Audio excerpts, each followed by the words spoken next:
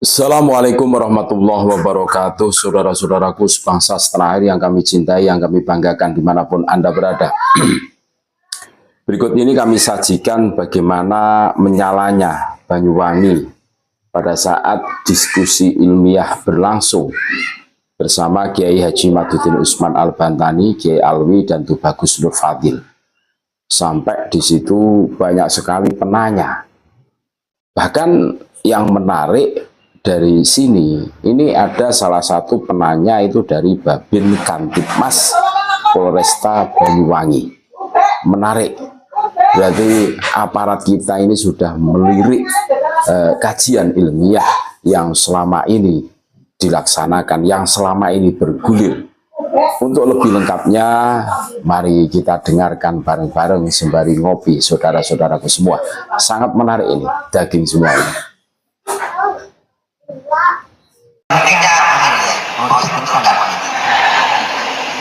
Beliau keturunan Mughirah Raja. Seperti saya Raja beserta Hasan. Jadi beliau tawakalnya.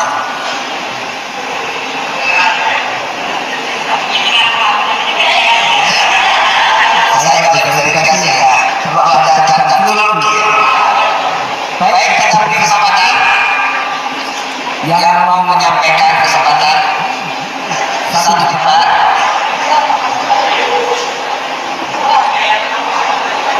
Dua. Oh, banyak ini. Yang sedikit ya. Sedikit ya. Sedikit. Dari foto dulu. Semua berbagian tapi sedikit. Ya. Saya butuhkan. Silakan. Singkat cepat bisa. Karena banyak yang mau. Assalamualaikum warahmatullahi wabarakatuh.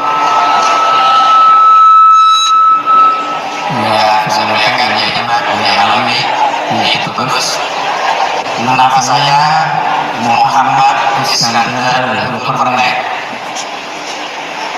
Kebetulan datuknya Kiai Imam ini satu landing mondoknya di Mekah dengan datuk saya. Datuk saya itu Maulana Syekh Muhammad Arsyad Al-Bajali. Terus katanya Imam ini mantap. Dia kata Maulana Syekh Abdul Mu'li Muhammad Nawawi bin Umar bin Abi Al-Jami Al-Batar. Ketika masih muda seperti Imam, beliau itu sudah dibilang oleh ulama-ulama Hijaz, Sayyidul Ulama Hijaz, orang yang bernyanyi. Yang lain, saya ini dari Kantipmas Polresta Banyuwangi. Per bulan Desember tahun ini, dengan naik, insya Allah jadi dari Kantipmas Polda Jatim. Saya ingin menanya nanti kepada Kiai Alwi, karena ini seminar ilmiah sejarah ulama Nusantara. Saya ingin menanya kepada Kiai Alwi, apa sejarah itu? Saya ingin menanya kepada Kiai Imam, siapa ulama itu? Saya ingin menanya kepada Kiai Bagus Mauli, apa Nusantara itu?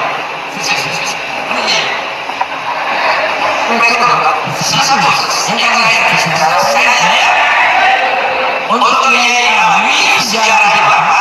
Untuk Kiai Imam ulama itu siapa?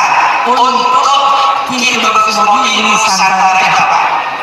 Terakhir, Kiai Alwi tadi mengatakan yang salah itu bukan Kiai Imam. Kok yang disalahkan itu selalu Kiai Imam? Dalam Al-Quran surah An-Nisa ayat 112 ayat 4, wa yaksib khati'atan aw isman summa yarmi bihi bari'an faqad ihtara buhtanan wa isman mubina. Jadi yang salah mereka, tapi yang dikandung dibutakan itu Kiai Imam. Jadi itu maknanya kandung dibutakan. Kandung dibutakan itu dari dalam Al-Quran. Makanya saya Kiai Imam itu adalah tokoh yang benar. Kebetulan dunia. Yang lain. Yang Imam yang khawatir.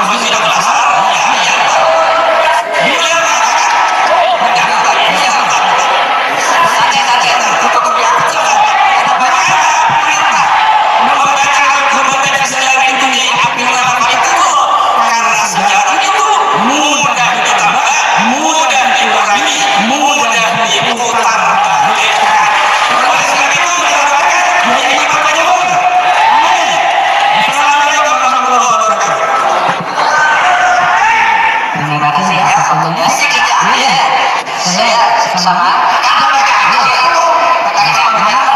ini statusnya sama jadi Kaptimnas Polresta Kabupaten Banyuwangi. Saya perlu teman-teman lebih spesifik korelasi antara ruwatun atau rijal dan hadis dengan ruwatun nasab atau rijal dan nasab. Kalau kita dalam rijal dan hadis itu meliputi maka soal dulu sesuatu pentasir walau disebut tidak memasukkan kejanggalan, tidak memasukkan ilat atau cacat yang diatur itu sendiri rawinya itu harus sebab terjadi baik itu sodron atau kitabat begitu mendengarkan hadis al-Muhammad atau dicatat catatannya sesuai dengan amalannya wa mu'tamadun antum di ini dan memiliki hafalannya beserta catatannya. Mohon paparan posisi antara rijal hadis dengan rijal dan nasab secara spesifik rinci tapi singkat. Assalamualaikum warahmatullahi wabarakatuh. Tolong dipegang sama kecil ini biar saya dulu. Ya, sedikit ya. Baik menerus. Terima kasih. Ya, tenang. Saya dapat izin dari Kiai Mas. Pokoknya sedikit-sedikit. Siap. Nama saya Bang Yadam Bugani. Karena konteks seminar yang ada berawal dari kajian khusus Kiai. Kiai tadi sudah menyampaikan nasab itu berhubungan dengan akidah saya yang ada. Dalam konteks sebagai warga negara, kalau ini masih dikemas sebagai kajian karena tesis ini belum ada tesisnya, ini masuk sudah penistaan agama. Jadi imam wajib melakukan kepentingan yang wajib kepolisian untuk meningkatkan respektivitas penistaan terhadap Rasulullah, terhadap Al-Quran. Ini salah satu hadirnya kebenaran kedua kebahagia mengatakan dalam satu tayangan video mengatakan ketika kita ikut Al-Quran tetapi tidak ikut hadis ini sesat. Nah ini bukti nyata penistaan terhadap agama Islam.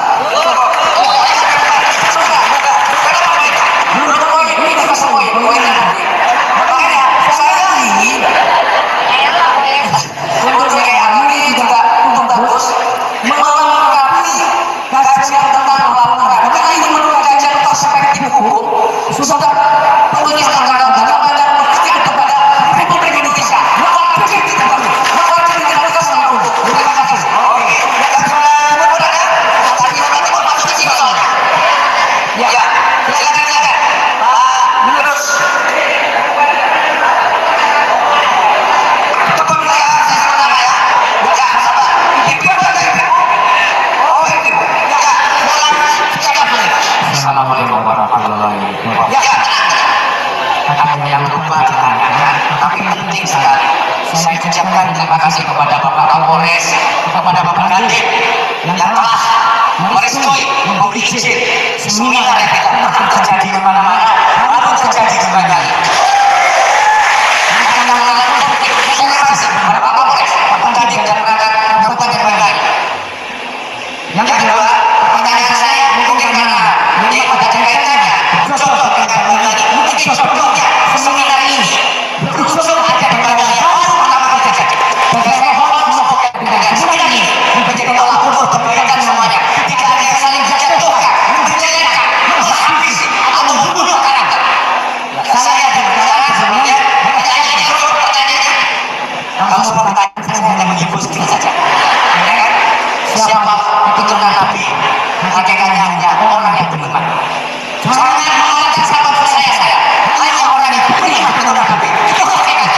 Yang kedua pertanyaan saya di dalam akidah tadi tentang akhlak tentang tasawuf tentang ilmu ketika jalan ini bergandeng dalam kepentingan urusan asal ini. Apakah ada politik sosial, politik budaya sehingga budaya kita dibelok-belokkan. Pancasila diganti mereka yang mana? Indonesia merdeka mereka yang memerdekakan. NU dibikin mereka yang bikin. Tolong ceritakan dengan ilmu tadi yang panjenengan sebutkan tentang akhlak, ya kan? Tentang tasawuf. Kalau dijawab agar semuanya tahu bahwa keturunan Nabi adalah orang yang beriman. Terima kasih.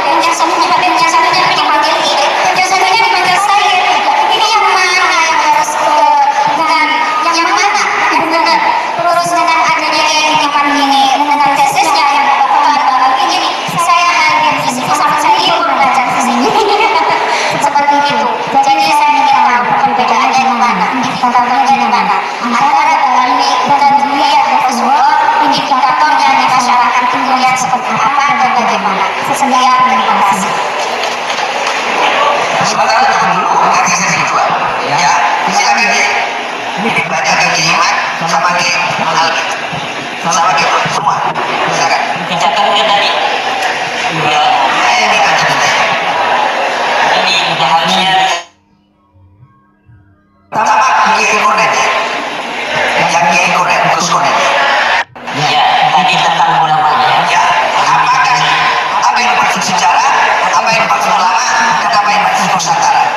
Saya tadi ditanyakan tentang ulama ya. Ulama ya.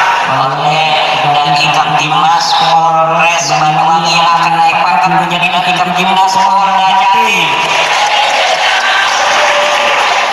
Bisa jadi Kapolda nanti. Ulama itu mempunyai ciri yang paling tinggi bahwa yang takut kepada Allah itu hanyalah ulama. Ini adalah derivasi yang paling signifikan. Ulama punya ketakutan yang lebih tinggi Allah. Kalau seseorang yang mengaku ulama tetapi dia tidak punya ketakutan kepada Allah, korupsi, maling, bawa janda dengan naik motor, itu dia tidak takut kepada siksanya Allah. Itu yang pertama. Yang kedua tentang menarik itu nanti akan dijawab oleh Kiai Albi tentang apa hubungannya di jalur hadis dengan nasab. Saya akan tanggapi ibunda dari Kalimantan ya. Itu apa bedanya antara para nabi dan turunan nabi? Turunan nabi yang terverifikasi dia mengaku turunan nabi, kemudian dia terverifikasi setiap nama-nama ini sesuai dengan kitab-kitab nasab, itulah keturunan nabi asli. Kalau Habib ini para nabi itu sudah saya teliti, tidak matching, tidak terverifikasi, nama-nama yang mereka sebutkan itu tidak nyambung kepada baginda Nabi Muhammad Sallallahu Alaihi Wasallam. Lalu apakah ada di Indonesia ini? Ya, keturunan Islam itu keturunan baginda Nabi Muhammad Sallallahu Alaihi Wasallam. Cuma saya belum melakukan penelitian yang mendalam sebagaimana saya melakukan penelitian terhadap nasabnya para nabi. Juga ada nasab-nasab keturunan nabi yang lain seperti Basyaiban al-Idrisi, Sayyid Zulfikar dari Aceh, dari Kotada, dari Al-Kusasi di Aceh. Itu semuanya mempunyai riwayat sebagai keturunan Nabi Muhammad Sallallahu Alaihi Wasallam. Tetapi mereka kebanyakan tidak mengaku sebagai keturunan Nabi. Jadi dalam kehidupan sehari-hari mereka biasa-biasa saja. Bahkan menjunjung tinggi persamaan derajat antar manusia, di mana menurut keturunan Nabi SAW, siapa yang paling bertakwa, dialah yang paling mulia di hadapan Allah Subhanahu wa Ta'ala. Apakah dia adalah tukang beca? Apakah dia tukang kolektor, petani, tukang pala? Kalau dia bertakwa kepada Allah, semakin tinggi takwanya, maka semakin tinggi mulianya dia di hadapan Allah Subhanahu wa Ta'ala. Walau dia mengaku keturunan Nabi SAW, kalau dia tidak punya ilmu, ini anak keturunan Ken Arab, dia punya ilmu, baca kitab Fathul ini bisa, maka keturunan Sunan bin Ainul Yakin harus cium tangan kepada keturunan Ken Arab. Itu ajaran Rasulullah dari zaman dulu. Maka Rasulullah keturunannya bikin pesantren. Banyak santri-santri dari berbagai kalangan kemudian mondok. Pinter, dia bikin pesantren suruh gurunya. Nanti anak-anak kiai turunan Rasulullah ini dipesantrenkan kepada muridnya itu yang bukan keturunan Rasulullah. Kenapa? Dalam ajaran Rasulullah tidak ada ajaran nasab lebih tinggi daripada ilmu. Keturunan yang baik memang ada sisi positif membawa, seseorang kemungkinan akan berpotensi yang sama seperti penurunan ke atas. Tetapi itu tidak dijamin. Yang menjadi jaminan adalah kerja keras dan prestasi. Siapa yang bekerja keras, siapa yang berprestasi, kemudian dia bermanfaat bagi banyak orang. Semakin dia bermanfaat bagi orang lain, maka dia semakin tinggi derajatnya di hadapan manusia dan di hadapan Allah Subhanahu wa Ta'ala. Ini ajaran Islam, ini ajaran Nabi Sallallahu, ini adalah ajaran Pancasila, kemanusiaan yang adil dan beradab. Demikian. Kita akan jawab saja. Masya Allah. Sekarang hubungan Rijal Hadis dengan Rijal Hasan. Korelasi ilmu Rijal Hadis ke Hasan tentang sejarah untuk kepentingan.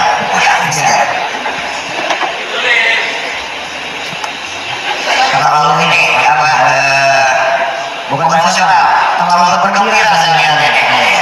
Jadi Banyuwangi memang benar-benar mengalah hari ini. Yang pertama disebut dengan sejarah selalu adalah ilmu untuk mempelajari berbagai peristiwa dan kejadian di masa lalu dan hubungannya di masa sekarang, namanya sejarah.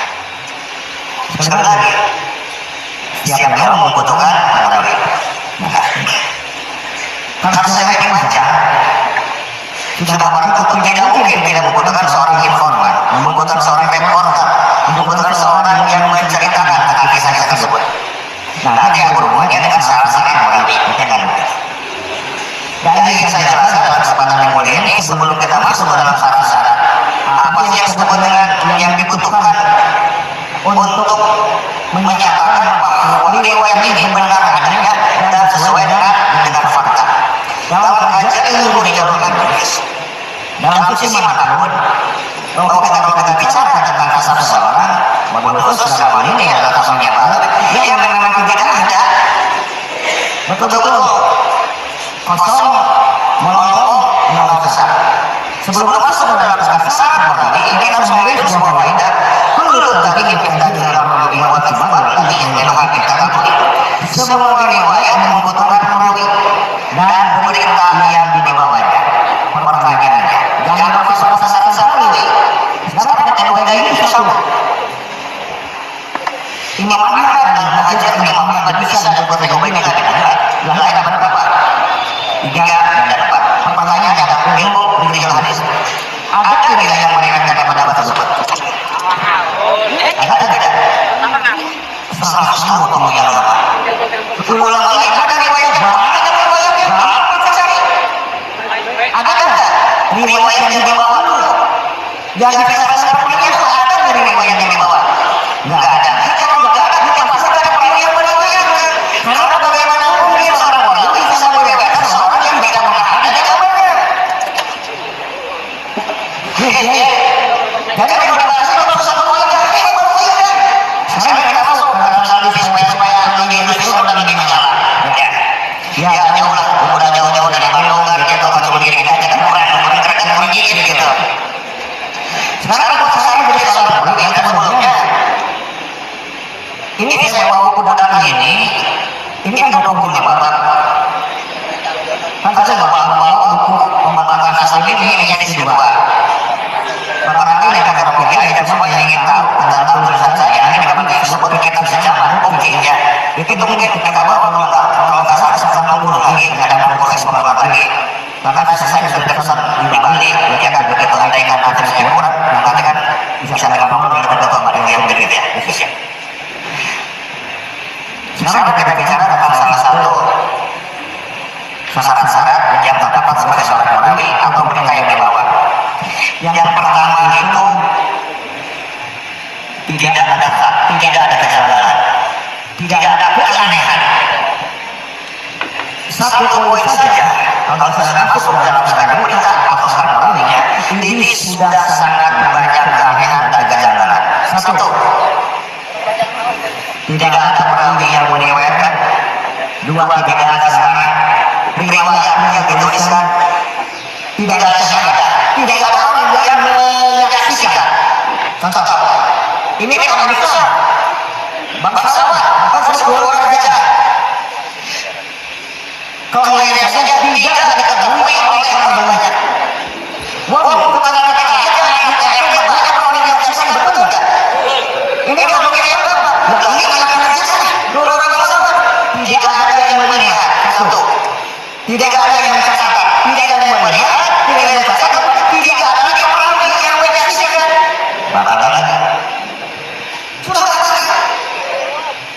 Kemudian masa kecilnya dengan bahagia banyak sekarang dikatakan para ulama untuk mengalami belajar agama, fikih, tafsir, sejarah, Quran, macam-macam. Ternyata tidak ada lagi yang meriwayatkannya, nggak ada orang yang bisa saksinya. Kalau sekarang biasa pergi, kalau sekarang punya yang mondok gimana? Contoh, dari tembakau. Tembakau adalah orang yang hidup semasa kurang lebih satu umuran, kemudian satu kelas, satu guru, mendapatkan ilmu yang sama dari guru dan melihatkan yang dilihat guru-gurunya. Kalau kita ini satu tembakau, maka kita akan mondok. Kan pasti tahu siapa guru kita. Guru kita siapa? Teman-teman kita waktu sesombong, waktu sesombong sekarang siapa? Tahu. Terus kita yang mau kita ngomong dulu akan aja tahu. Ini sampai satu tembakau. Nah ini gimana? Ini tadi ada pertanyaan konsekuensi hukumnya apa? Ya kalau saya konsekuensi hukum, dalam ilmu hadis terhadap semuanya dengan pembatalan rasa. Jadi kalau saya melihat yang membatalkan itu bukan personnya, bukan keimamannya, bukan saya, bukan kita berdoa, bukan tapi yang membatalkan disiplin ilmu itu sendiri. Hukum negara ya. Ditanya kalau oleh Pak Pemilih tadi. Apakah dia itu kemudian dibongkar karena gaya iman karena bikin tesis? Saya tidak tunggu dengan hukum tersebut. Karena kita sudah sepakat kalau kita siap katanya maka kita sudah sangat kalau dipanggil sampai ke pengadilan. Karena kita sudah siap buktinya macam-macam.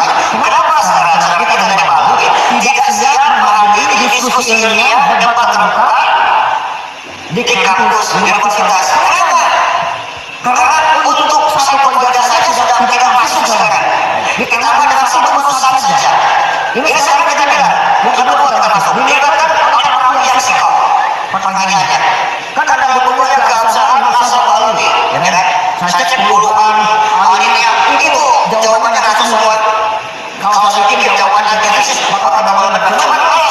Buku itu bermanfaat dari hukumnya. Contoh, mereka mengatakan bahwa dasar melalui syukur, dan telah dikatakan disahkan oleh ulama-ulama di zaman yang dalam mereka. Pertanyaannya, zaman siapa? Lagi zaman berapa? Kan ada 314. Lalu kenapa tidak ada orang yang kasih zaman tidak orang yang ada yang ini seperti ini? Nah ini punya hadis langsung sebutin contoh. Contoh ini saya mau baca contoh dalam ilmu punya hadis. Mereka katakan bahwa apa? Pendapat sebuah masalah ilmu punya hadis dan ilmu riwayat itu berbeda. Tidak harus seseorang dalam tingkatan yang mereka betul saja. Contoh, dalam belajar ilmu riwayat itu ada mutawatir, ada masyhur, ada juga disebut dengan ahad. Kalau untuk mutawatir artinya ada sebuah riwayat itu riwayat dalam setiap bab minimal 10 orang. Terus 10 kata kita bisa membagi dengan. Saya sudah membacakan ini adalah satu apa namanya? Satu contoh tentang jalur periwayatan yang harus dimiliki secara kontrol. Kalau mereka tetap betul dan menyatakan bahwa nasab mereka itu suhur, dan disahkan oleh semua ulama. Saya akan lihat jalur periwayatan yang mutawatir dan masyhur. Saya cuma melihat satu jalur saja. Tiap zaman satu orang yang meriwayatkan. Contoh, saya baca harus begini bunyinya. Karena kita tahu bahwa yang sekarang asal asli mereka sebut dengan apa betul. Sekarang nama mana